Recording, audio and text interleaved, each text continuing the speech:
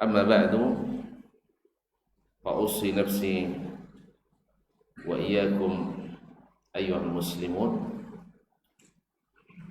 بتقوى الله عز وجل فإنه قد فاز المتقون يا أيها الذين آمنوا اتقوا الله حق تقاته ولا تموتن إلا وأنتم مسلمون.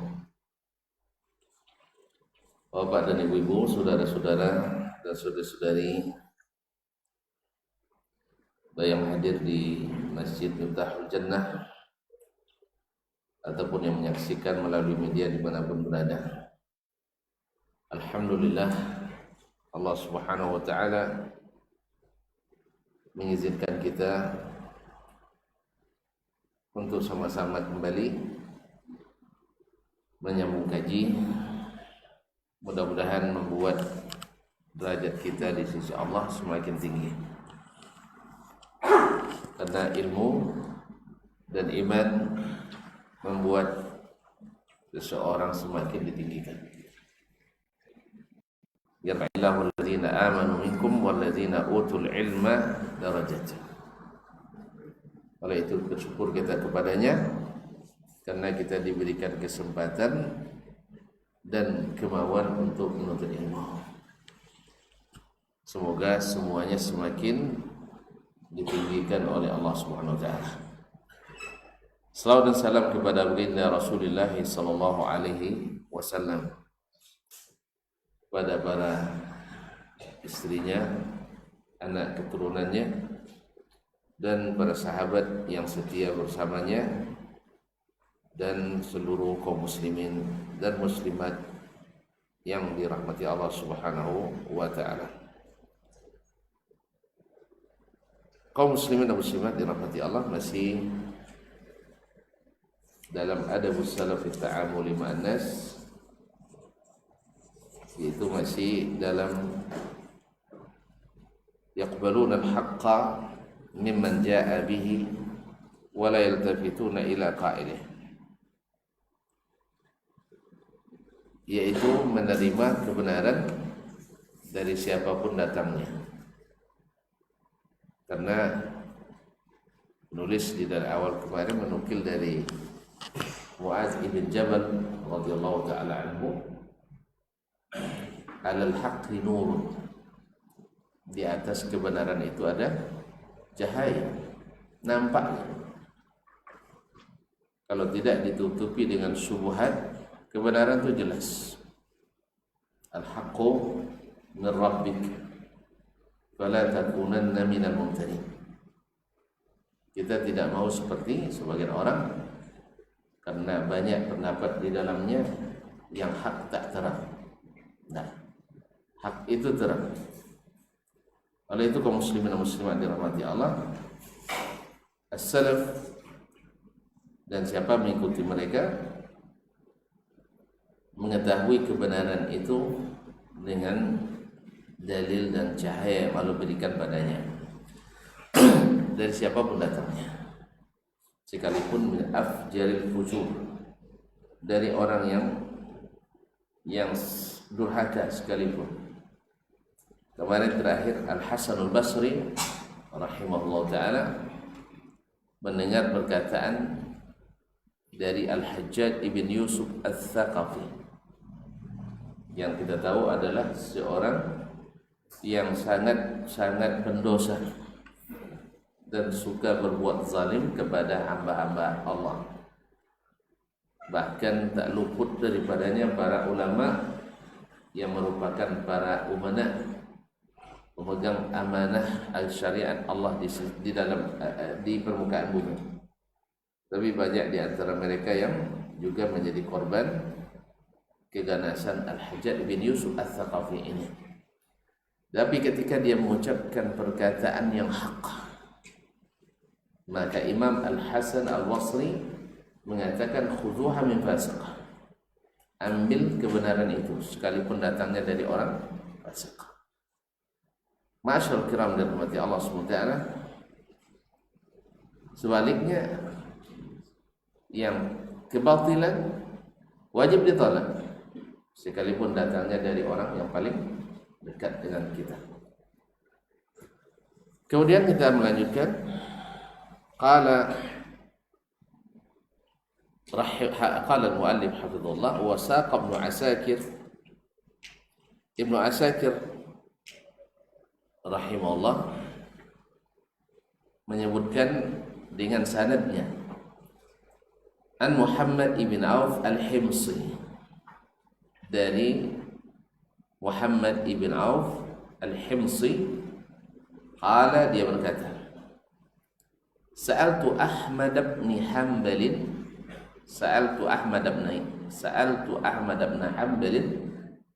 rahimahullah wa radiya'an, saya bertanya kepada Ahmad bin Hanbal, yaitu Imam Ahmad bin Hanbal 241, an Marwan At-Tatari, tentang Marwan At-Tatari, itu Marwan ibn Muhammad At-Tatari.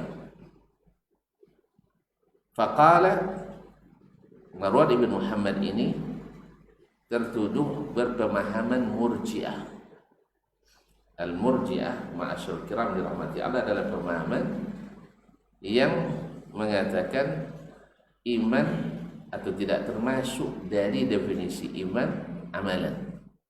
Yang penting sudah bersyahadat dan meyakini, maka amalan tak ada pengaruhnya.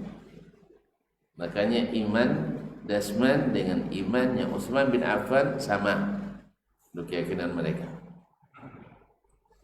Tawan tu percaya tu, alhamdulillah, berarti tidak Murji'ah. Ya, berarti kan selamat tu. Imannya Abu Bakar dengan imamnya Haji Abu Bakar, Pak Haji Abu Bakar, sama. Ini menurut orang Murji'ah. Nah, Marwan At-Tatari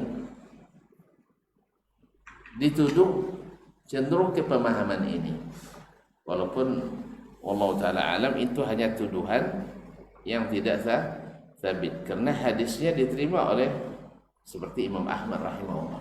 Tapi intinya faqultu lahu, lalu saya katakan, kata siapa tadi? Muhammad ibn Auf al-Himsi, murid Imam Ahmad. Lalu saya katakan kepadanya, Imam Ahmad tadi menjawab, faqala salbul hadis, hadisnya salb. Apa makna salb? Tak tahu ya. Kuat, kokoh. Berarti kokoh hadisnya kan sabit. Nah, faqultu lahu, lalu saya bertanya, mengatakan kepada Imam Ahmad, ia ingin menyebutkan kelemahannya. Innahu murji, ini orang adalah orang Murji'ah, Murji'un, isim fa'il pada arja'a yurji'u. Ya, bahaya paham Mu'tazilah ini, paham Murji'ah ini adalah orang meninggalkan kewajiban, meninggalkan amal biasa, karena Allah Maha Pengasih, Maha Penyayang. Membuat yang haram tidak apa-apa, karena Allah Maha Pengampun. Allah Maha Pengampun dan Maha Penyayang. Oleh sebab itu, buatlah. Orang tak salat, tak apa-apa, masuk surga juga.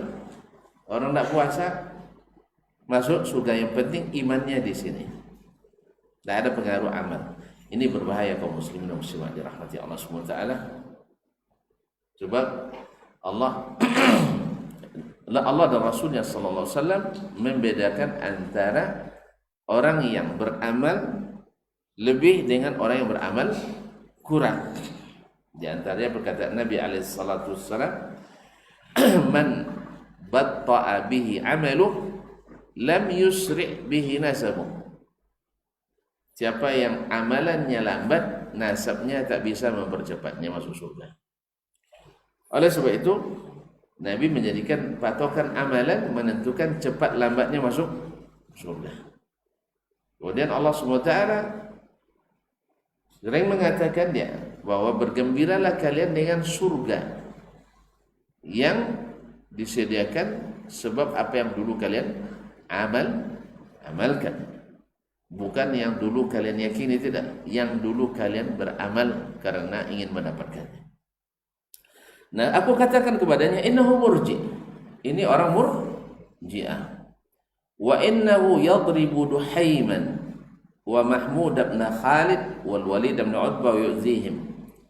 Ini orang memukul atau mencambuk Duhaim, itu seorang ulama hadis, wa Mahmud bin Khalid, dan Mahmud bin Khalid wa Walid bin Utbah wa yu'zihim, dan menyakiti mereka.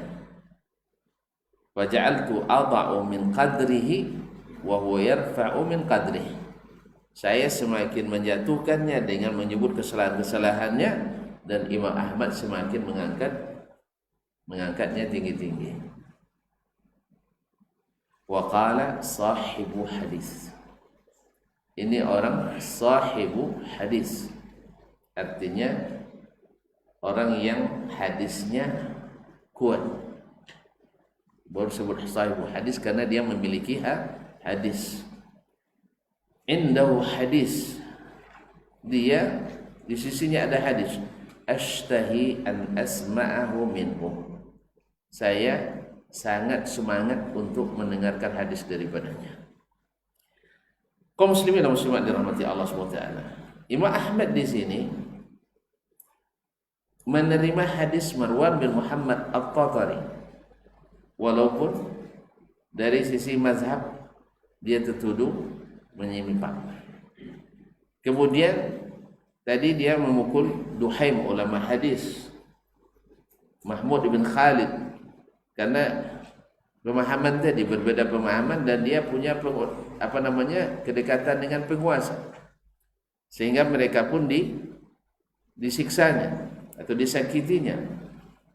Tetapi Imam Ahmad katakan di hadis dia kuat, di hadis dia kuat, maka kita ambil hadisnya. Mazhabnya itu tanggung jawab dia, tapi hadisnya dia kokoh, dia tidak merubah-rubah hadis dan tidak memalsukan hadis, dan hafal hadis dan menyampaikan seperti apa yang didengarnya. Di mana Imam Ahmad tahu?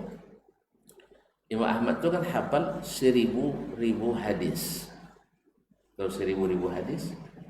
Berapa buah? 1000.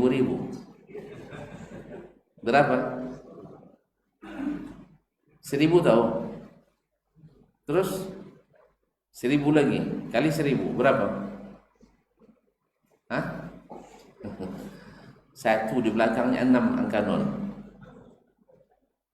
Pak, saya tunjukkan nampaknya. Hah?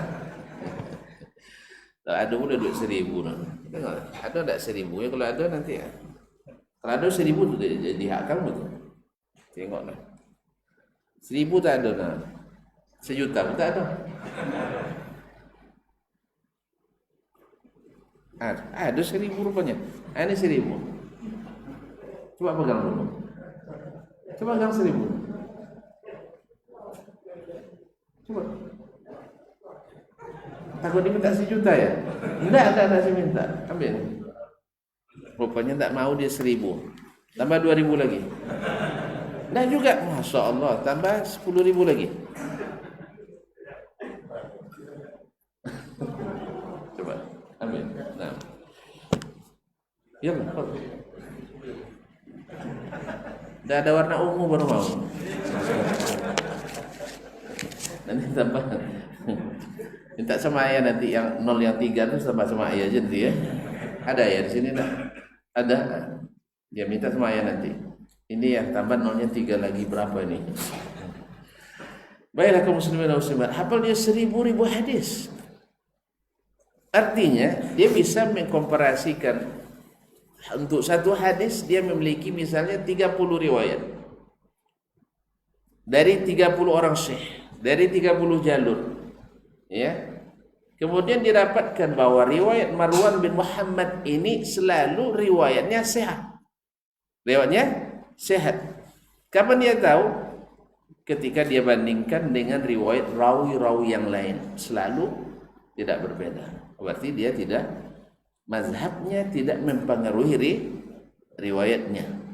Maka oleh sebab itu dalam Ilmu Jarh wa Ta'dil tidak seluruh ahli bid'ah ditolak hadisnya. Tidak seluruh ahli bid'ah ditolak hadisnya, walaupun hukum asalnya bid'ah menyebabkan ditolaknya hadis. Tapi bila terbukti dalam keadaan tertentu, bila terbukti bahwa bid'ahnya tidak berpengaruh kepada hadisnya, maka hadisnya wajib diterima. Ini yang dilakukan oleh Imam Ahmad rahimahullah ta'ala. Jelas? Jadi hadisnya karena benar maka wajib diterima. Ini maksudnya. Walaupun dia mazhabnya berbeda, mazhabnya rusak. Maka tidak benar kalau seandainya kalau mengikuti as-salaf itu tidak menerima kecuali dari syekhnya saja. Keliru. Kecuali antum memang begitu. Tidak kan? Asal benar dari selain syekh kita wajib kita terima. Tapi asal batil dari syekh kita sendiri wajib kita tolak. Jelas? Alhamdulillah. Iya enggak? Yakin apa enggak? Ya kalau yakin saya ulang dari awal lagi. Kan dari awal lagi kan Allah sendiri menerima perkataan seorang musyrik karena perkataannya benar. Nabi menerima perkataan kemarin kepada Abu Hurairah. Lupa, antum tidak hadir kemarin ya. Itulah ruginya. Ya, syaitan ngajarkan ke Abu Hurairah apa yang diajarkannya? Baca ayat kursi. Kata Nabi, benar itu. Maka boleh diambil. Jangan ditolak gara-gara setannya. Tapi antum gimana cara mengetahuinya? Tadilah dikatakan kebenaran itu ada cahayanya. Ada cahayanya. Kalau kebatilan itu gelap. Makanya orang yang suka bergelap-gelap itu ada yang disembunyikannya. Makanya pencuri berjalan di jalan gelap-gelap. Kalau orang yang tidak mencuri, yang jujur, jalannya di jalan terang. Kalau sudah mulai ngendap-ngendap itu harus diawasi itu. Dan beragama juga seperti itu. Sudah mulai ngendap-ngendap berarti harus dicurigai. Tapi kalau terang-terang saja, ya ini Al-Quran, ini hadis, ini pendapat para ulama, terus. Nah kita buktikan bahwa ini dalilnya lebih kuat. Alhamdulillah kita ikut ini. Terang. Oh antum nak nyalakan saya, silakan aja. Coba. Ya silakan aja, tidak ada masalah. Sebab apa? Orang yang mencari kebenaran tak pernah takut disalahkan. Tak pernah takut, salahkan aja lah. Sebab kita siap untuk kapanpun, dimanapun, dalam keadaan apapun untuk menerima kebenaran dengan dalilnya. Ya kan? Makanya Ahlus Sunnah, pengikut as-salaf itu mesti menerima kebenaran dari manapun asal datangnya. Karena bisa saja orang yang ahli batil kan tidak semuanya batil dari dia kan. Orang kafir sendiri, apakah semua amalannya, maksud saya tindakannya salah? Tidak kan? Ya. Orang zalim misalnya, pendosa seperti Hajjaj bin Yusuf kemarin, apakah semua perkataannya salah? Juga tidak. Ada beberapa perkataannya yang benar. Nah, yang benar itu yang harus diambil. Jangan gara-gara dia ahli batil, tapi pas benar ditolak gara-gara itu. Jelas? Maka Imam Ahmad tahu dia muttaham atau rummiya bil irja'. Dia tertuduh berpaham murji'ah, tapi Imam Ahmad sudah meneliti hadis-hadis semuanya. Hadis Marwan ini sudah ditelitinya semuanya, dia dapatkan hadisnya sama dengan riwayat imam-imam yang thiqah. Jelas ya? Nah. Wa an Abi Abdullah Ats-Tsaqafi an ammihi, dari Abu Abdullah Ats-Tsaqafi dari pamannya, qala, dia berkata, sami'tu Al-Hasan Al-Basri rahimahullah ta'ala yaqul, saya mendengar Al-Hasan Al-Basri. Saya kira tidak perlu jelaskan lagi siapa Al-Hasan Al-Basri, sebab di mana-mana ada Pak Hasan. Iya, saking terkenalnya, di mana-mana ada Pak Hasan Basri. Ya, dimanapun. Di sini Jangan-jangan di masjid ada juga Pak Hasan Basri? Tidak ada. Alhamdulillah, aman kita. Al-Hasan Basri rahimahullah imam ahli sunnah bila khilaf, bila niza. Imamnya ahli sunnah dan tidak ada khilafnya. Semua sepakat dia imam ahli sunnah. Adalah ahli zuhud, ahli ibadah, al-alim, al-amil. Yaqul, berkata, laqad waqadatni kalimatun sami'tuha min al-Hajjaj ibn Yusuf. Naam. Ada suatu kalimat yang saya dengar dari Hajjaj ibn Yusuf, waqadatni, membuat saya semakin berapi-api, on fire gitu. Bersemangat. Qultu wa inna kalam al-Hajjaj liwaqiduk. Perkataan orang seperti Hajjaj bin Yusuf, masih yang kemarin ya, Hajjaj bin Yusuf yang begitu durhaka juga membuatmu bersemangat, mengobarkan api semangat kamu? Qala na'am, iya. Sami'tuhu yaqul ala hazil awad. Saya pernah mendengar dia di atas hazil awad, apa namanya ini? Mimbar ini. Inna imra'an zahabat sa'atun min umurih li ghairi ma khuliqa lah, la hariyun an tatula alaihi hasratuhu yawm al-qiyamah. Seseorang yang berlalu sesaat dari umurnya bukan untuk sesuatu yang karenanya dia diciptakan. Hilang sesaat waktunya bukan untuk sesuatu yang dia diciptakan untuk itu. Untuk apa yang diciptakan? Untuk beribadah. Nah, hilang sesaat waktu dalam kehidupan dari umurnya bukan untuk beribadah, la hariyun ay tatula 'alaiha hasratu yaumal qiyamah. Orang seperti ini patut menyesal panjang nanti di hari kiamat. Hilang sesaat. Buktinya kan kita ketika mati ingin kembali lagi kan? Hanya ingin sesaat. Untuk ada yang ingin bersedekah, ingin beramal saleh lagi. Karena sesaat itu sangat berarti kaum muslimin dan muslimat dirahmati Allah. Tentu tahu sendiri, kemenangan itu kadang-kadang bedanya hanya beda detik. Ya. Orang pacuan apa misalnya? Pacuan kuda, Masya Allah. Antum suka kuda nampaknya. Pacuan kuda beda juara 1 dengan juara 2 kadang hanya 0,0 sekian detik. Berharga kan? Sangat berharga, jangan main-main tuh. Ya, antum pernah enggak melihat singa kejar-kejaran dengan rusa? Di mana?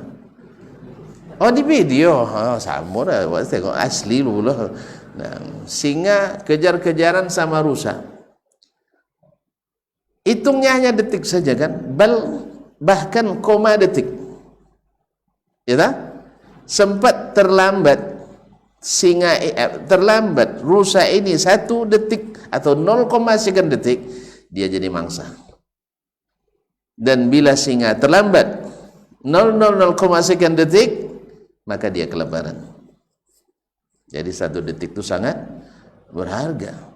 Makanya Hajjaj mengatakan kalimat ini kalimat berharga apa tidak? Seseorang yang hilang sesaat dari umurnya bukan untuk beribadah patut menyesal panjang di akhirat nanti. Saat itu kan panjang itu kan. Kalau diartikan saatun dengan jam, sejam, bukan untuk beribadah, maka kita akan menyesali itu. Wa ma khalaqtul jinna wal insa illa liya'budun. Kadang-kadang yang sejam itu yang menentukan segalanya. Ada orang yang durhaka selamanya, sejam menjelang meninggal dia bertaubat. Berharga. Justru ada orang yang subhanallah berbuat amal saleh, sejam menjelang meninggal dia murtad. Nauzubillah, tsumma nauzubillah. Makanya 1 jam ini sesaat itu membuat kita menjadi panjang di akhirat. Nah, perkataan ini membuat Imam Al-Hasanul Basri semakin terdorong dan bersemangat karena mendengar perkataan ini. Jika andainya nanti tuan-tuan misalnya mendapat perkataan dari orang-orang yang zalim, orang yang, tapi subhanallah memberi semangat, maka kita harus ambil. Misalnya ada perkataan Syekh Kafir. Pernah dengar nama Syekh Kafir? Syekh Kafir. Orang mana tuh? Pujangga di mana Ustaz? Terkenal pujangga barat itu. Dia pernah mengatakan suatu ungkapan, ya, bahwasanya kesetiaan itu dibuktikan di saat-saat sulit. Betul tidak perkataan itu? Di saat-saat sulit. Istri antum bilang, abang yang tersayang di dunia, di saat antum masih bisa beri belanja sepekan 5 juta, itu biasa sih. Betul kan? 5 juta sepekan. Tentu sayang dia. Jarang suami yang bisa kasih 5 juta sepekan. Betul kan? Nah, dia tahu nih, anak kecil pun tahu. Nah, Masya Allah, tabarakallah. Jarang yang ada. Tapi di saat antum tak bisa, tetap dia setia. Inilah momen-momen inilah yang menentukan. Nah, perkataan ini harus kita tolak. Ya enggak. Saya tidak cari-cari, tiba-tiba timbul di halaman saya baca gitu. Iya betul juga ini. Betul kan? Alhamdulillah. Makanya kembali kepada perkataan Nabi, al-hikmatu dhalatul mu'min. Oleh sebab itu, kalau antum berteman, cari teman yang teruji. Sebab teman yang belum teruji siap-siap untuk kecewa. Saya sudah, alhamdulillah, teman-teman teruji banyak yang bagus. Yang teruji tidak bagus ada juga. Berbelas tahun kita berkawan, saya tidur semakan, saya nasib nanggungan, tetapi bisa hilang karena satu kepentingan yang kadang-kadang tidak dapat juga. Awak tidak dapat, dia tidak boleh. Ya, awak tidak dapat, dia tidak mengenyam juga. Tapi gara-gara itu dia bisa menghilangkan persahabatan persaudaraan yang sudah dijalin berpuluh tahun. Oh, ternyata selama ini karena masih sama-sama senyum, makan masih bisa bersama, selamanya masih ada. Tapi ketika harus berbagi, ternyata tidak biasa, karena biasa hanya mengali. Hanya biasa mengali. Gaji 1 juta sebulan kali 12 bulan, 12 juta. Pas kasihan, berapa bagian saya? Tidak ada.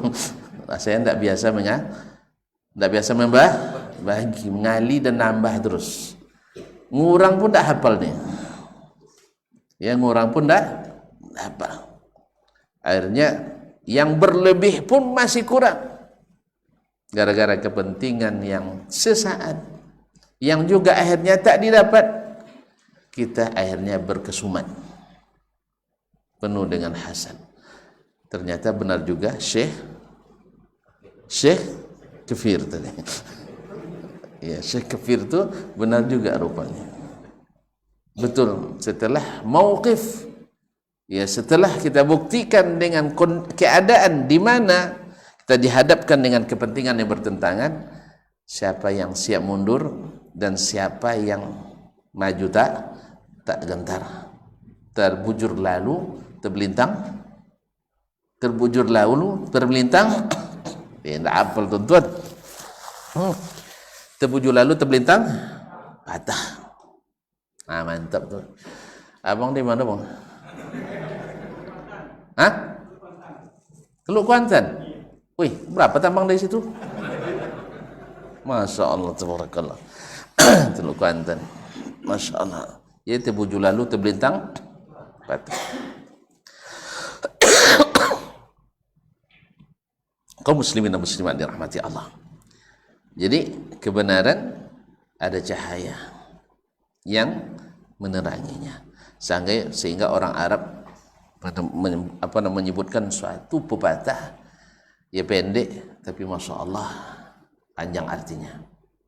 Al-haqqu ablaj wal batilu al-haqqu ablaj wal batilu lajlaj.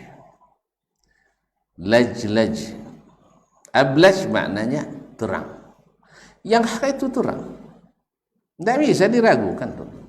Makanya Allah bilang al-haqqu min rabbik fala takunanna minal mumtarin. Jangan ragu lagi. Kalau antum masih ragu, mana yang benar ini? Kalau masih ragu, antum masih ragu menentukan mana yang benar. Akibat ini mengatakan ini yang benar, ini mengatakan benar, antum tidak bisa jadi rujukan antum. Untuk sendiri aja tidak yakin, apalagi meyakinkan orang lain. Karena Allah bilang al-haqqu min rabbik, maknanya kita bisa mengenal mana yang hak, mana yang batil. Bukankah Allah melarang kita wala talbisul haqqa bil batil? Jangan kamu campur adukkan yang hak dengan yang batil. Wa taktumul haqqa, lalu kalian sembunyikan kebenaran. Wa antum ta'lamun, padahal kalian tahu. Berarti kita bisa mengenal mana yang hak, mana yang batil? Ya bisa. Kenapa tidak? Kalau tidak bisa, tidak mungkin Allah larang kita. Karena la yukallifullahu nafsan illa wus'aha. Tapi ada orang nak mencoba meragukan. Bila terjadi dua pendapat, tidak bisa kita tentu mana yang benar. Menurut ini yang benar, menurut ini yang benar. Kita bukan menurut dia, menurut Allah dan Rasulnya sallallahu alaihi wasallam. Kalau ada yang mengatakan tidak bisa menentukan mana yang hak dan yang batil, berarti ikan pendapat kan antara dua, satu haram bilang, satu bilang halal. Mungkin dua-duanya benar. Mungkin dua-duanya benar. Menurut saya halal, menurut antum haram. Mungkin kedua-duanya benar? Enggak. Terus? Pasti ada salah satunya salah. Gimana cara menentukan yang salah dan benar? Ada cahayanya. Dari mana? Al-Quran dan Sunnah Nabi SAW. Oh, tidak bisa itu pakai Quran juga, ini pakai hadis juga. Tidak bisa. Berarti subhanallah, Allah belum menjelaskan agama ini dengan terang. Padahal Allah sudah terangkan, Nabi sudah jelaskan. Ini subhat luar biasa. Na'udzubillah. Tsumma na'udzubillah. Ya, bahwasanya kalau ada terjadi dua pendapat atau tiga, lima dan seterusnya, tidak tahu mana yang benar di antaranya. Tidak boleh disalahkan. Ini na'udzubillah, ini adalah subhat yang menyesatkan, yang dengannya umat tidak bisa meyakini mana yang hak, mana yang batil. Padahal kita dilarang mencampur adukkan mana yang hak, mana yang batil. Masyaallah kiram dirahmati, kecuali hal-hal yang tidak punya dalil sama sekali, ini masalah lain. Yang tidak ada dalilnya, masing-masing berijtihad sendiri tanpa ada dalil, itu hal lain. Nah, kaum muslimin dan muslimat dirahmati Allah SWT. Taib. Jadi diterima tidak perkataan Hajjaj tadi? Diterima. Siapa yang menggunakan sesaat waktunya bukan untuk ibadah, patut menyesal panjang di akhirat. Oleh sebab itu, maka umat Islam Ahlus Sunnah ini, mengikut as-salaf ini, mesti tidur pun mesti ibadah. Tidur pun mesti ibadah. Makanya antum sebelum tidur ngapain? Wudu. Ya, alhamdulillah. Saya kira tadi ke WC dulu katanya. Enggak apa-apa, harus ke WC dulu, enggak apa-apa. Nah, itu sehat itu. Kemudian kita berwudu. Masuk WC pun mesti ada nilai ibadah. Makanya ada adabnya. Masuk pakai tangan kaki kiri, kaki kanan, keluar pakai kaki kanan. Kemudian cebok tak boleh pakai kaki kanan. Tidak boleh pakai tangan kanan, mesti tangan kiri, semuanya bernilai. Kemudian sebelum masuk berdoa, setelah keluar minta ampun. Iya kan? Semuanya harus bernilai. Tidak ada kita tidak bernilai. Bangun tidur kita juga beribadah. Oleh sebab itu, inilah indahnya agama ini. Semuanya ada aturan mainnya. Dan membuat semuanya tersistem dengan baik, sehingga makan pun ibadah. Minum pun ibadah, nikah pun ibadah. Makanya jangan cepat menyerah, atau jangan lambat ya. Harus diperbanyak. Ketawa tuh dengannya. Iya, maknanya apa? Hah? Antum lain tafsirnya apa? Baiklah kaum muslimin dan muslimat dirahmati Allah. Kayaknya azan Isya, kita azan dulu, nanti kita sambung lagi.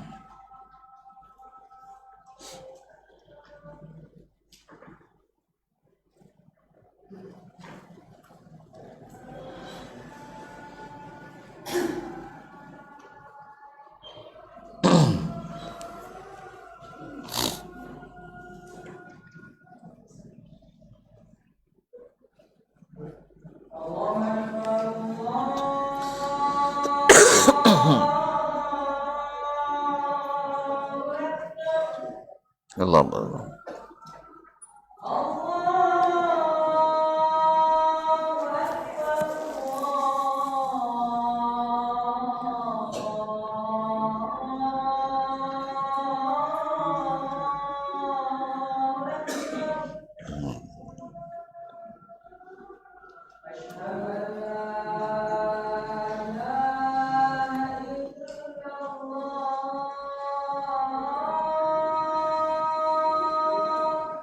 Sallallahu.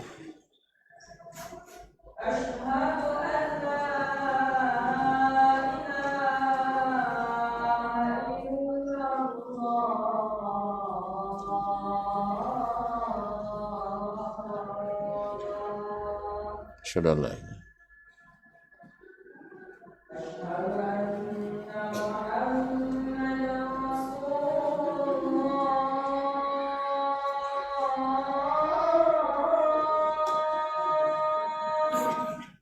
Asyhadu an la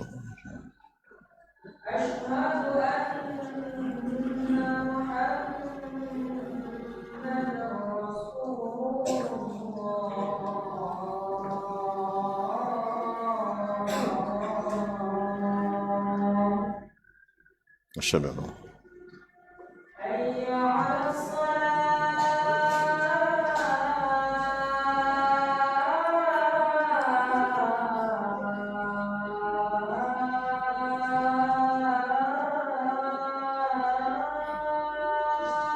la hawla wa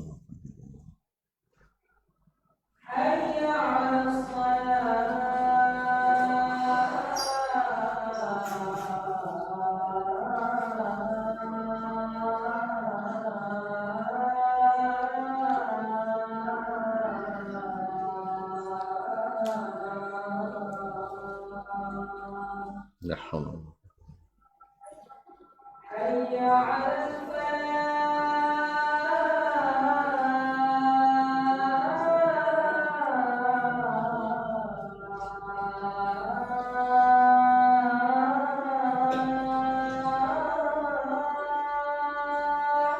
la hawla wa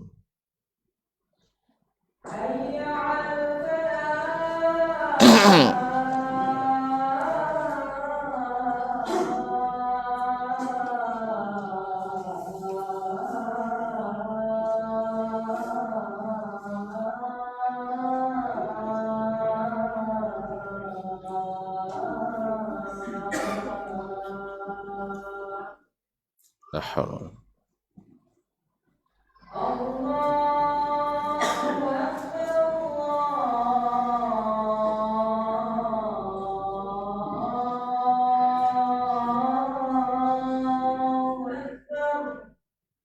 Allahumma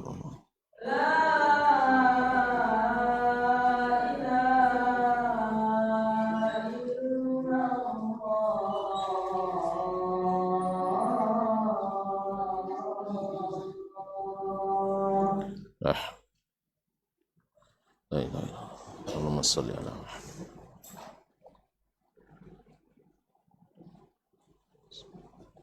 Allahumma rabbana sallallahu. Masyaallah kiram yang dirahmati Allah Subhanahu wa taala. Kemudian penulis melanjutkan, wa fi tarikh Dimashq bi tarjamati Habib bin Aus bin al-Harith Abi Tammam At-Ta'i Asy-Sya'ir an Amr bin Abi Al-Hasan At-Tusi qala, dia berkata dalam Tarikh Dimashq, sejarah Damaskus yang ditulis oleh Ibnu Asakir yang disebutkan di atas, wafat 596, fi tarjamati Habib ibn Aus ibn al-Harith Abi Tammam At-Ta'i Asy-Sya'ir, dalam terjemah biografi Habib bin Aus ibn al-Harith Abu Tammam Asy-Sya'ir. Abu Tammam adalah seorang penyair yang lahir tahun 188 Hijriah, wafat 231. Dia punya kemampuan menghafal yang luar biasa, hafal lebih kurang 14.000 diwan syair. Jadi bukan baitnya, diwan. Satu diwan syair itu mungkin berisi ratusan, mungkin ribuan dan dikenal juga dengan suara yang indah, suaranya yang indah. Hidup di masa Mu'tasim, Khalifah Bani Abbas, dia menjadi orang dekatnya, tapi umurnya tidak panjang, dari 188 wafat 231, lebih kurang 31 tambah 12 43 tahun. Tapi karyanya banyak, tapi semuanya dalam bidang syair. Cuman sebagian ulama tidak menyukainya karena syair-syair cintanya banyak, gharamnya banyak. Itu syair cinta. Mau dengar sebagiannya? Ya kalau antum hafal 2 bait saja. Iya. Antum udah nikah belum? Oh, nantilah sudah nikah saya kasih. Karena patutnya antum bacakan untuk istri nanti. Antum mau udah nikah belum? Antum tutup telinga dulu ya. Baik. Jadi namanya syair, kalau dalam istilah syair gharam. Gharam kadang-kadang menyebut kecantikan fisik seorang wanita. Kan itu tidak boleh. Makanya lagu-lagu kita kan banyak seperti itu. Macam-macam kan menyebut keindahan anggota tubuhnya yang membuat orang menghayal, akhirnya berniat dan seterusnya. Nauzubillah. Makanya betullah kata Imam Abdullah bin Mas'ud radhiyallahu taala anhu, al-ghina bariduz zina.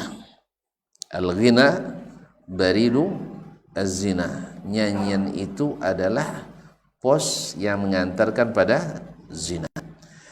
Oleh sebab itu sebagian ulama atau banyak di antara ulama tidak menyenangi penyair ini karena sebagian syairnya. Tapi yang lain-lain di antara lain-lain syairnya bagus. Ada yang bagus. Tadilah bercampur. Nah.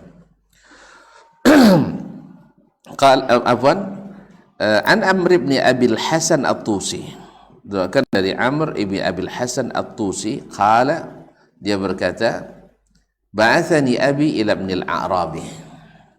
Ayahku mengutus saya kepada Ibnul Arabi untuk belajar kepada Ibnul Arabi.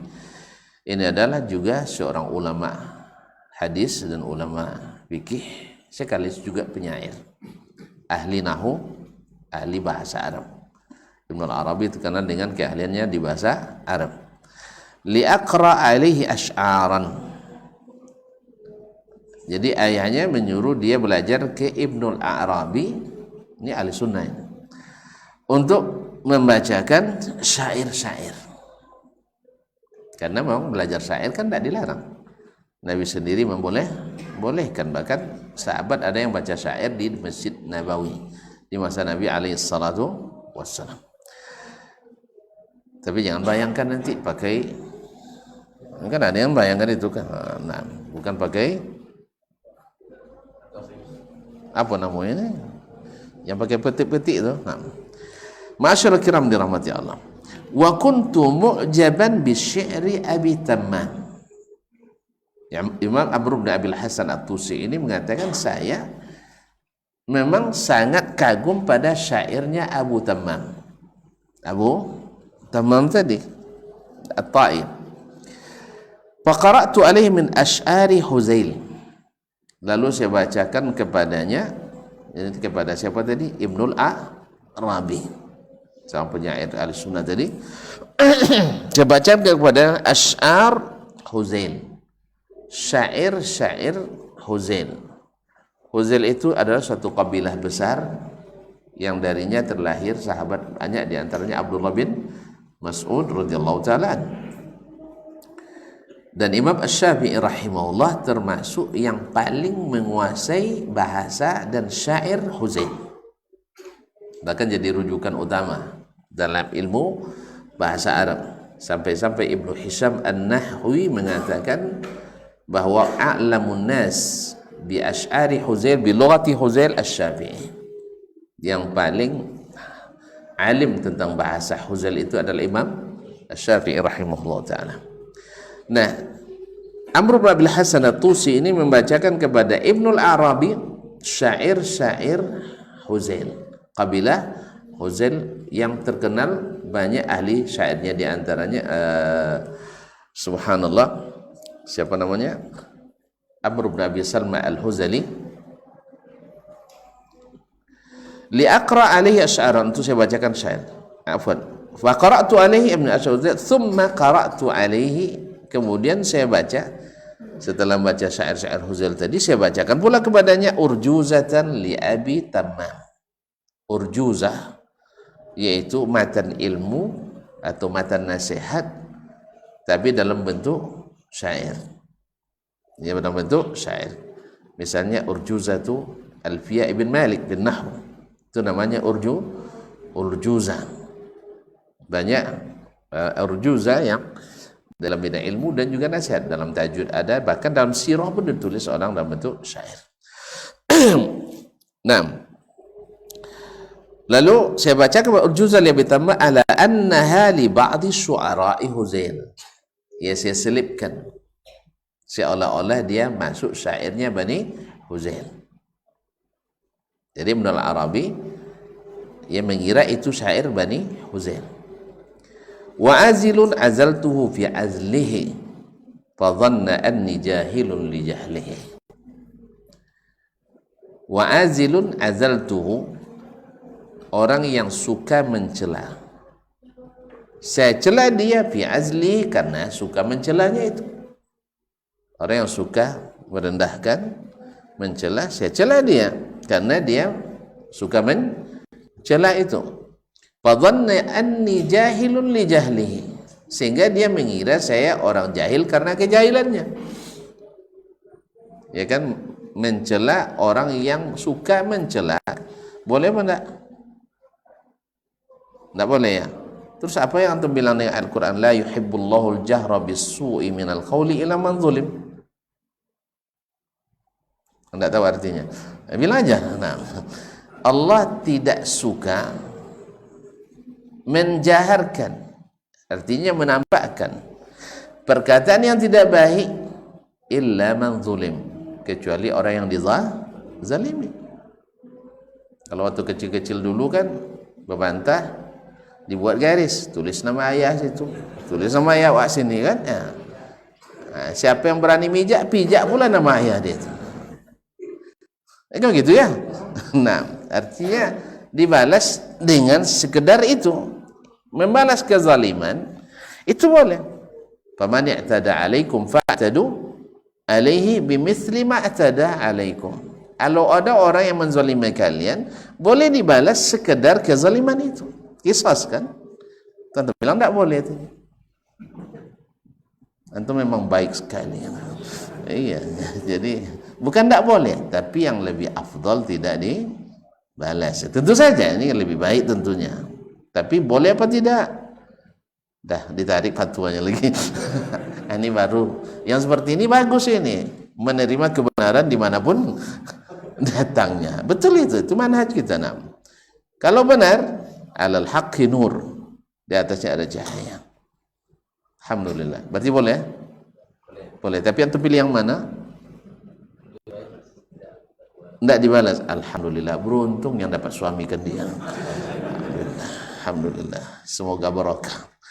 Taib, hatta atmamtuha, sampai saya sempurnakan bacaan urjuzah tadi. Faqala, berkata gurunya tadi Ibnu Arabi, uktub liya hadhihi. Kasih tertarik dia dengan urjuza tadi, panjang, ini kan hanya satu bait aja disebutkan. Lalu dia bilang, uktub li hadhihi. Tolong tuliskan juga untuk saya, biar saya hafalkan pula.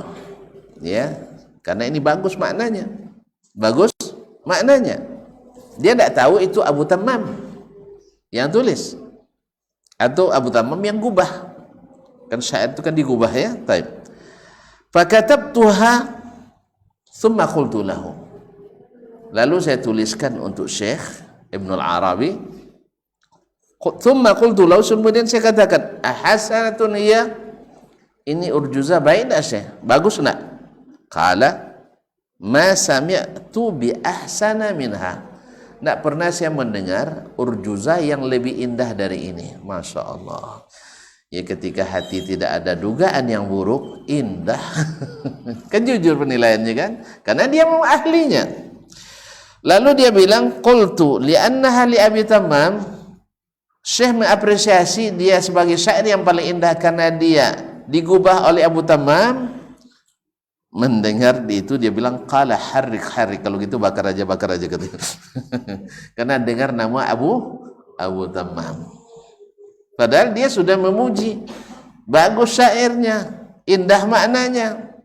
Tapi karena yang mengatakannya adalah orang yang tidak disukainya, akhirnya bakar. Ini salah satu tindakan yang sebenarnya kurang pas. Qala Abul Abbas Abdullah ibn al-Mu'taz berkata, Abul Abbas Abdullah ibn al-Mu'taz. Pernah dengar ini nama? Seorang penyair dan pernah jadi khalifah semalam. Dia adalah syairul umara, yaitu penyair di antara para amir, para pemerintah.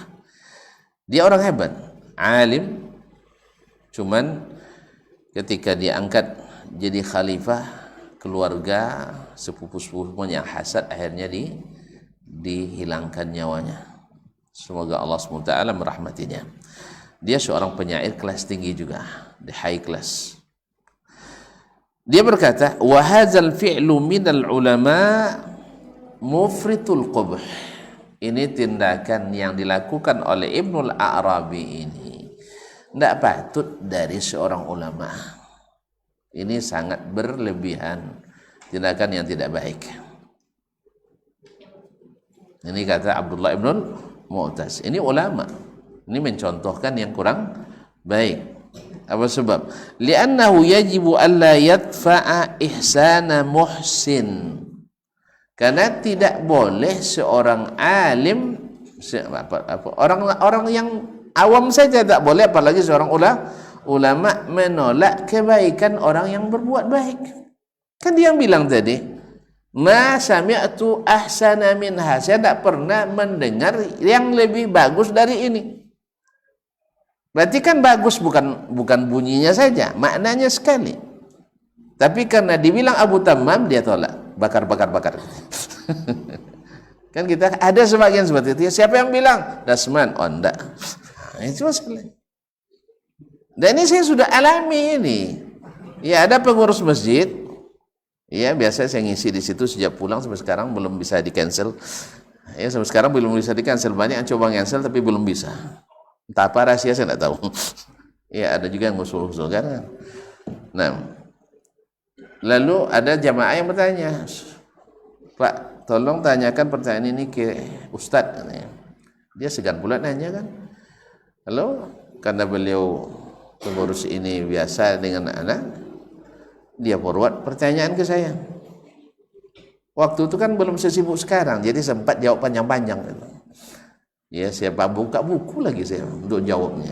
Sebutkan dalilnya lengkap semuanya. Setelah saya kirim. Waktu itu masih belum WA, SMS masih itu. HP saya masih HP center. Ya. Itu pun bekas pun saya beli itu. Ya.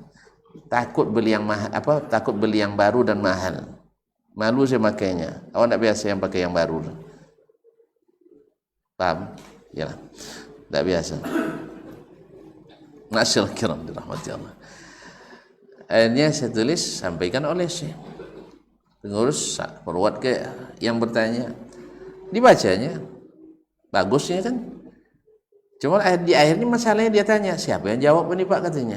Dibilang Dr. Dasman. Yang lain lah Pak katanya. Yang lain lah katanya. Padahal sudah bagus jawaban yang lain. Hanya ditanya ke Ustadz yang lain yang menurut dia lebih dipercayanya. Padahal junior saya juga. Nah, dijawab intinya sama tapi ringkas saja. Akhirnya ini baru pas. Jawabannya sama, hukumnya sama, hasilnya sama, cuman dia tidak detail. Mungkin orang jenisnya tak suka baca panjang, dia suka yang to the point. Nah, itulah mungkin itu sebabnya. Nah, bukan karena dasmannya tidak, tapi karena jawaban dasmannya panjang-panjang. Salah sendiri kenapa tanya ke saya. Nah, makanya nanti kalau tuan-tuan tidak mau panjang-panjang, jangan tanya selepas ini. So jawaban saya selalu panjang. Kalau nak cepat pulang, tolong jangan tanya. Kaum muslimin dan muslimat. Jadi apa kata beliau? Li'annahu yajibu alla yutfa ihsanu muhsin. Wajib tidak ditolak. Artinya tidak boleh menolak yang baik dari orang yang baik, yang berbuat baik. Aduan kana usadiqan. Baik musuh maupun kawan. Kawan ataupun lawan tak boleh tolak. Yang benar tetap benar. Nah, kalau itu terjadi dari ulama, ini tindakan tidak bagus. Jasa. Kalau ada ulama yang seperti ini, dia tahu itu benar, tapi saya bilang orang yang tidak dia sukai, oh ya jangan diterima. Ini banyak yang nanti terbuang agama gara-gara seperti ini, kaum muslimin. Wa antu khazal faidatu min ar-rafi' wal wadi'. Kata Abdullah bin Mu'taz lagi, wajib diambil faidah pelajaran baik dari orang yang tinggi maupun orang yang rendah. Seperti kata Imam Al-Bukhari mengatakan, la yakunul muhadditsu kamilan hatta ya'khudha mimman huwa fawqahu wa mimman huwa mithluhu wa mimman huwa dunahu. La ilaha illallah Muhammadur Rasulullah. Tidaklah sempurna seseorang menjadi seorang ahli hadis sampai dia mengambil dari yang lebih tinggi, yang setaraf, dan yang lebih rendah. Jadi yang hak itu alaihi nur, di atasnya ada cahaya. Jadi jangan karena dia tidak suka, ketidaksukaan itu membuat dia menolak kebenaran yang seterang mentari di waktu siang. Tak boleh. Ini aib. Cuman sayang kadang-kadang karena nafsu, orang kadang-kadang menolak dengan cara yang tidak elegan. Fa innahu, masih perkataan Abdullah bin Mu'taz, fa innahu yurwa an Ali radhiyallahu anhu annahu qala. Sebab diriwayatkan dari Ali bin Abi Thalib radhiyallahu anhu, dia berkata, al hikmatu dhalatul mu'min. Hikmah itu adalah barang hilangnya orang beriman. Fakhudh dhalataka walau min ahli syirk. Ambil barang hilangmu sekalipun dari orang pelaku syirik, kalau benar. Tapi kalau itu beragu, jangan diambil. Kan itu masalahnya yang jelas benarnya. Kan dia yang tadi menilaikan, dia ahli syair, ahli bahasa, Ibnul Arabi kan, dan ulama besar. Dan dia yang bilang bahwa itu benar, bagus. Tiba-tiba disebut nama yang mengatakannya, lalu dia tolak. Ini yang tidak bagus, kata Abdullah bin Mu'taz tadi. Maka dia katakan, diriwayatkan dari Ali bin Abi Thalib, ambil barang hilangmu sekalipun dari ahli syirik. Yurwa an Buz Jimar, dari orang-orang Persia, annahu qala, dia berkata, akhastu min kulli syai'in ahsana ma fihi. Seorang ahli hikmah dari orang-orang Persia dahulu, dia katakan, saya mengambil dari segala sesuatu yang paling baik yang ada padanya. Segala sesuatu saya ambil yang terbaik yang ada padanya. Apa contohnya? Hatta intahaitu ilal kalb. Sampai akhirnya saya mengambil juga dari akramakumullah dari anjing. Anjing buruk kan? Tetapi ada kebaikannya. Sampai seorang ulama Muhammad Nul Marzuban mengarang buku dengan judul Fadlul Kilab ala kathirin mimman labisa thiyab. Tahu arti makna senyum nampaknya? Yaitu keutamaan anjing dari sebagian orang yang berpakaian. Siapa yang berpakaian? Badun. Manusia. Kalau mau baca silakan baca nanti. Fadlul kilab ala kathirin mimman labisa thiyaba. Apa diantaranya adalah mohon maaf ya, akramakumullah. Orang Arab kalau menyebut binatang biasanya menyebut akramakumullah, semoga Allah memuliakan kalian. Dia bilang diantaranya anjing sekali saja kita kasih makan, seumur-umur dia masih ingat. Ya kan? Sekali cuma. Awak nak tiap hari makan dikasih, buat salah sekali, ya Allah ya Rabbi. Di sini mana yang lebih bagus jadinya? Ustaz. Ya tiap hari kita kasih makan, tiba-tiba ada suatu hal yang ya tadi yang saya bilang kan, ada kepentingan, tiba-tiba hilang itu semuanya gara-gara kesalahan yang belum tentu salah. Berarti di sini mana yang lebih bagus? Nggak usah dijawab. Ya, dia hatta tahaitul kan. Walhir. Saya ngambil juga pelajaran dari kucing. Wal khinzir akramakumullah, bahkan dari babi. Wal ghurab, dan dari gagak. Kalau antum tidak mau, tidak usah aja. Ini dia kan dia bilang nih, bukan menyuruh kita dia. Lalu dia bilang, faqila lahu, ditanyakan kepadanya, wa ma akhadta minal kalb? Apa pelajaran yang Anda ambil dari anjing? Qala ilfahu li ahlihi, yaitu jinak kepada keluarga yang mempeliharanya. Padahal yang suka mengurusnya kan cuma barangkali satu aja, ayah saja kan. Tapi masalah seluruh keluarga itu dia jinak dengannya. Anaknya kadang tidak pernah melihara dia, tidak pernah kasih makan dia, tapi dia tahu bahwa ini ayahnya berjasa sama saya. Awak kadang enggak kan?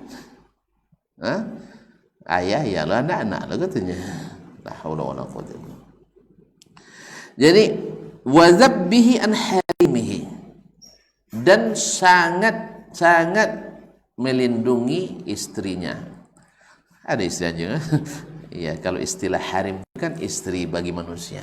Maknanya apa istilah teman wanitanya ya? Jadi harim. Antum lihat, kalau sempat anjing lain datang, dia pertahankan.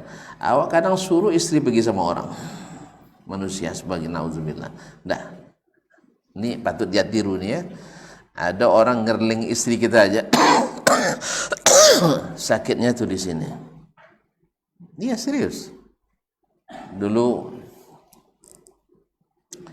waktu baru nikah,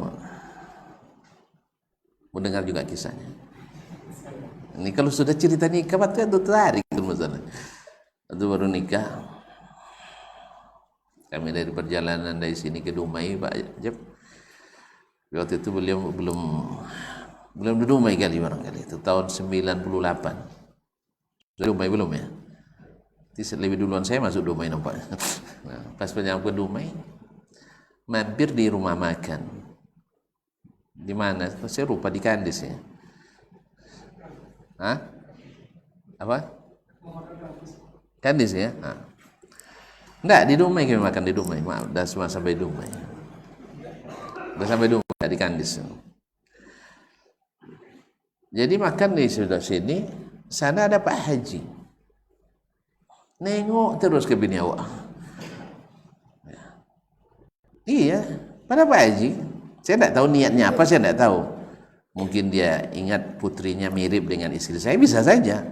Tapi udah nengok terus kan curiga saya jadinya. Padahal dia udah tua. Ya, tapi Pak Haji ganteng pula, itu masalahnya.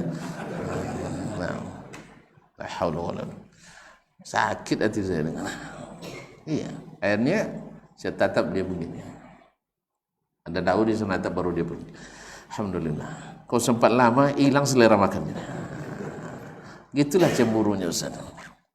Maka alhamdulillah setelah istri waktu itu belum bercadar. Ya, karena saya tidak syaratkan bercadar. Itu salah ya dulu. Biarlah cadarnya itu dia pakai dengan keinginan sendiri, bukan dipaksa. Kan dipaksa kan tidak bagus. Alhamdulillah tidak lama dia bercadar, tenang hatinya, masya Allah. Iya, orang nak penasaran itu urusan lain ya. Daripada menikmati lebih baik biar penasaran, tidak ada masalah. Nah. Baiklah kaum muslimin dan muslimat rahmatillah. Jadi setia dengan pasangannya. Itu tidak pernah nengok nampaknya. Tidak pernah perhatikan ini. Banyak yang luput dari perhatian kita. Baik. Kemudian qila lahu faminal ghurab. Apa pula pelajaran yang Anda ambil dari gagak? Qala syiddatu hadarihi. Yaitu sangat hati-hati. Sangat hati-hati. Tidak pernah juga Anda perhatikan kan? Baik. Baca nanti tentang gagak. Banyak pelajaran yang dapat di situ insyaallah. Ya, saking sampai hati-hatinya disebutkan oleh ahli perburungan. Ya memang gitu ya. Saya baca di Ijazul Ilmi, dia sebutkan apa? Gagak itu anaknya lahir sudah berbulu atau belum? Kalau belum berbulu warnanya apa? Hah? Iya putih kemerahan kan? Menengok anaknya lahir tidak mirip dengannya, dia kan hitam. Curiga dia. Itu sangat hati-hatinya dia. Jangan-jangan ini bukan anak saya. Ragu dia itu anaknya. Coba, makanya dia sangat hati-hati. Akhirnya apa? Karena curiganya tadi, gagak tidak mengurus anaknya di waktu sebelum tumbuh ininya. Tapi Allah tidak sia-siakan. Inilah subhanallah. Walillahi bi khalqihi syu'un. Allah punya urusan tersendiri yang kita enggak tahu. Lalu makannya dari mana? Dia gagak tuh ngawasi dari jauh aja. Dia benci tapi rindu. Artinya dalam keraguan masih tersimpan kasih sayang. Tapi karena sangat hati-hatinya akhirnya curiga kepada anak sendiri. Nah, tentu juga harusnya punya sifat hati-hati seperti ini. Jangan sembarangan. Nah, lalu apa yang terjadi? Allah kirim ulat yang suka sarang burung gagak. Nah, ulat inilah yang jadi santapan bayi-bayi yang baru lahir tadi. Yang di antara enzim yang terdapat di dalamnya serumnya adalah cepat menumbuhkan bulu. Ada tumbuh bulunya hitam baru percaya, anak saya rupanya. Baru dia balik ke sarang, dipelihara anaknya dengan baik. Nah, baru sekarang tugas itu menjadi tugas ibulah untuk melihara. Awalnya enggak dia, syiddatul hadar, sangat hati-hati. Baca nanti ya. Tapi jangan habis waktu itu enggak. Ini sekedar untuk menguatkan saja. Nah, jadi apa katanya? Qila faminal khinzir. Apa pula pelajaran yang dapat dari babi? Qala bukuru fi iradatihi. Kalau babi itu cepat keluar sarangnya. Nak cari makan. Kan cepat. Itu enggak pernah tinggal di hutan nampaknya. Jadi babi itu subuh-subuh itu udah keluar dia. Cari makan. Jadi cepat. Bahkan sebelum subuh kadang berlomba dengan orang yang hadap karet tuh. Iya. Makanya tentunya sholat dulu sebelum pergi. Sebab kalau tidak sholat nanti ketemu sama gitu. Ya, makanya kalau terlalu cepat nanti ketemu babi. Lebih baik ketemu Pak Imam dulu sebelum bagi sholat subuh dulu. Nah, barakah. Artinya apa? Ini pelajaran bahwa untuk cari sesuatu yang dituliskan untuk kita harus cepat-cepat.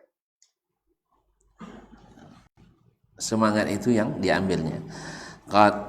Qila fa minal hir. Lalu apa pula yang diambil dari kucing? Qala husnu rifqiha indal mas'alah. Walaysa siyaha. Kucing itu kalau minta sesuatu, ngomongnya indah ya, tidak maksa kan. Jarang dia kan. Kalau kucing udah terlatih itu. Kalau dilarang tidak mau dia. Kadang-kadang bisa dipesan itu, kamu jangan ambil ya sebelum saya kasih. Nganggu, cepat ngangguknya. Kalau kita ngangguk dia, tapi jangan lama-lama ya kan ya. Nah dia tunggu dulu. Masya Allah, tabarakallah. Ada orang bikin ceramah depan kucing kan tentang syukur nikmat gitu. Baiklah kaum muslimin. Walaysa siyaha, bukan teriakannya. Wasaqa Ibnu Abdul Bar bi sanadin Ibrahim bin al-Ash'ath. Ibnu Abdul Bar, ulama besar mazhab Maliki dan juga ulama hadis besar di Andalus, di bagian barat negeri Islam waktu itu, wafat 463. Subhanallah, ini termasuk min ajaibid dunya wa ajaibil qadar. Di negeri Islam bagian timur, lahir di tahun yang sama ya, dan wafat di tahun yang sama, orang yang sekelas Ibnu Abdul Bar pula, namanya Al-Khatib Al-Baghdadi. Dua-duanya lahir di tahun yang sama dan wafat di tahun yang sama, punya keahlian yang hampir sama dalam ilmu hadis, ilmu fikih. Bedanya satu mazhab Syafi'i, yang satu mazhab Maliki. Wafat 463. Ibnu Abdul Bar An-Namiri atau An-Namiri, kemudian Al-Khatib Al-Baghdadi di Baghdad. Ini di Andalus, di Cordoba. Ibnu Abdul Bar berkan dengan sanadnya dalam kitabnya Jami' Bayanil Ilmi wa Fadlih an Ibrahim bin al-Ash'ath qala, dia berkata, sa'altu Fudail bin Iyad an tawadu. Saya tanyakan kepada Fudail ibn Iyad tentang tawadu, yaitu merendahkan hati atau merendah hati. Rendah hati itu rendah diri, sama ya, rendah hati ya, tawadu. Faqala, apa makna tawadu? Syekh Fudail bin Iyad. Fudail bin Iyad ini adalah dikenal dengan Abidul Haramain, ahli ibadah dari dua tanah suci. Dan tuan-tuan tahu sendiri bahwa Makkah dan Madinah adalah sarangnya orang-orang ahli ibadah. Tapi dia dikenal dengan Abidul Haramain karena berlebih dari yang lain. Subhanallah. Allah Subhanahu wa taala, dzalika fadlullah yu'tihi man yasha. Asalnya beliau penyamun yang sangat ditakuti, tapi akhirnya Allah polakkan hatinya menjadi seorang yang paling dekat dengan Allah tabaraka wa taala. Jadi orang paling takut orang kepadanya dulu, karena memang orang baga dia, baga asalnya. Tapi setelah taubat akhirnya menjadi orang yang paling lunak dan paling tawadhu. An takhda'a lil haqq. Tawadhu itu apa maknanya? Dia bilang an takhda'a lil haqq. Kamu tunduk pada kebenaran. Jadi tawadhu itu bukan jalan nunduk-nunduk, ya, atau suara lembut-lembut saja, enggak. Kamu tunduk pada kebenaran. Itu yang namanya tawadhu. Ya, ini kebenaran tidak jelas, sudah jelas tapi tidak mau tunduk kepadanya, lalu mengklaim sebab tawadhu, enggak. Wa tanqada lahu mimman sami'tahu, dan mengikutinya dari siapapun yang kamu dengar, walau kana ajhalan nas, sekalipun yang mengatakan orang yang paling jahil. Kita kan selalu kadang mengatakan, siapa dia berani pula mengatakan itu, saya yang gitu, saya yang ahlinya. Dia apa keahliannya gitu, ya dah, mana belajarnya itu. Naudzubillah, tsumma naudzubillah. Kaum muslimin dan muslimat, walau kana ajhalan nas, sekalipun yang mengatakan orang yang paling yang paling bodoh, jahil ya, yang paling bodoh ya. Nah, lazimaka an taqbalahu minhu, wajib kau terima daripadanya. Ini yang hakiki tawadhu. Wa qala Huzaifah ibn Qatadah al-Mar'ashi rahimahullah, berkata Huzaifah bin Qatadah al-Mar'ashi rahimahullah, qala Abdullah bin Khubaiq, berkata Abdullah bin Khubaiq, qala li Huzaifah, berkata kepadaku Huzaifah bin al-Yaman, innaka rubbama asabtal hikmata fawqa mazbalah fa iza asabtaha fakhudha. Dalam Hilyatul Awliya wa Siyarus Salafis Salihin, berkata dia, sesungguhnya engkau barangkali mendapatkan hikmah di atas tong sampah, pembuangan sampah. Fa iza asabtaha fakhudha, kalau kau dapatkan ambil itu, ambil sekalipun dapatnya di atas tong sampah. Sebab dalam pertemuan sebelum ini kita katakan mutiara tetap mutiara walaupun letaknya dalam lumpur yang kotor. Mutiara tetap mutiara, hikmah tetap hikmah sekalipun dapatnya di ini. Apalagi kalau dapatnya di taman bunga, ya kan? Apalagi dapatnya di taman yang indah. Dah masuk taman indah, dapat ada mutiara di situ, diambilnya sampah sehelai juga. Kan ada orang tukang cari sampah, manusialah lalat. Sebanyak itu bunga harum, nektarnya bagus tuh dihisap, yang dicarinya sampah.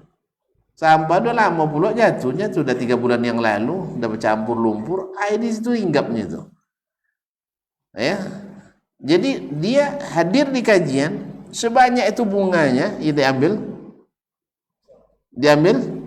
ada terpeleset lisan misal saja tersalah, dapat satu, akhirnya dibawanya terbang kemana-mana, nampak makanan hinggap di situ, makanan lain hinggap di situ, dikotorinya semuanya.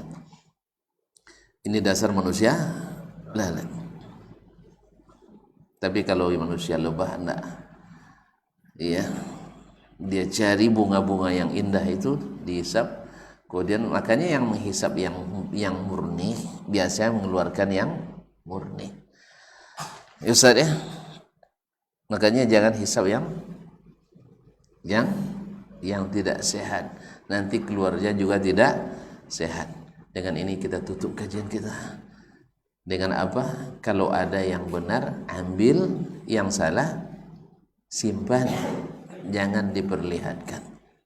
Kalau nak tengokkan juga, tengokkan ke orang yang bersalah itu langsung. Mudah-mudahan antum dapat pahala untuk mengingatkan yang salah. Sebab akan lebih hebat bunyinya nanti bila kesalahan itu diakui oleh yang bersalah daripada dilaporkan oleh orang yang cari-cari salah. Kan beda tuh? Ya. Kalau dari orang yang bersalah langsung, mohon maaf Bapak dan Ibu, kemarin saya menyampaikan sebuah hadis, ternyata hadisnya tidak sahih misalnya. Alhamdulillah. Alhamdulillah Allah sempat ngamalkan. Kalau sempat ngamal nyesal juga. Rupanya tidak sahih. Bersyukur antum jadinya. Yang kedua, ini Ustaz bagus ini, tidak pernah berhenti belajar. Tapi kalau datang dari yang suka cari-cari salah, oh gitu rupanya dia, banyak hadis yang tidak sahih yang dibawakannya. Akhirnya apa? Mulai mundur 1, 2, mundur 3, 4, dan akhirnya dicari kenapa? Oh rupanya si Anu kemarin ada hadir sekali, dapat sampah di situ, itu yang disebarnya kemana? Mana-mana.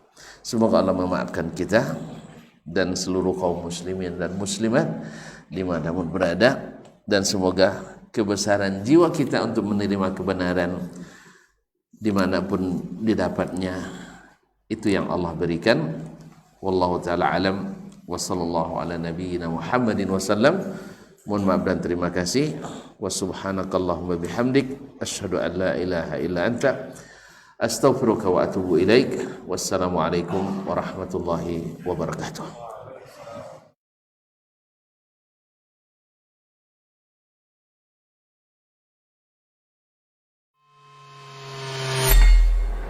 Di para sahabat itu, kaum muslimin, yang terbayang bagi mereka itu adalah infak, yang terbayang bagi mereka adalah sebuah kebahagiaan, keselamatan di akhirat yang kekal dan abadi di sisi Allah tabaraka wa taala. Semua kita boleh klaim sekarang. Kamu cinta Nabi? Cinta Ustaz. Cinta Nabi? Cinta Ustaz. Termasuk saya. Cinta Nabi? Cinta. Kapan tahunya? Besok di akhirat. Maka apa kata Nabi sallallahu alaihi wasallam? Amalur rajuli biyadihi. Penghasilan yang terbaik adalah pekerjaan yang dilakukan oleh seseorang dengan tangannya sendiri. Wa kullu bai'in mabrur. Dan setiap jual beli yang mabrur. Ini aktivitas ini membantu saya di akhirat atau akan menyulitkan saya di akhirat? Kalau seandainya perbuatan itu ternyata akan menyulitkan kita di akhirat kelak, tinggalkan perbuatan itu.